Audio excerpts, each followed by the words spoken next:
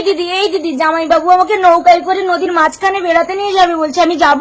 দেখো আমার বোনটা কিন্তু ভীষণ বোকা, ও যেন নদীতে পড়ে না যায়। আরে বউ তুমি এত চিন্তা করছো কেন? শালিকে আমি নিয়ে যাচ্ছি তো।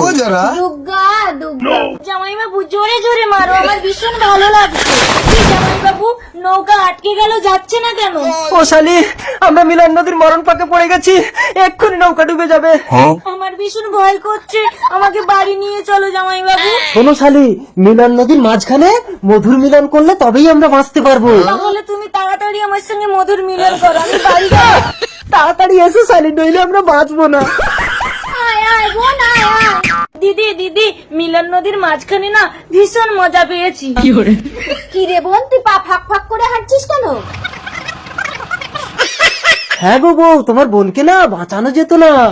তাই চলো, আমি তোমাকে প্রেম বাগানে বেড়াতে নিয়ে যাবো। দেখ কেমন লাগে। এইটা প্রেম বাগান? বাহ, ভারী সুন্দর তো। দেখো দেখো।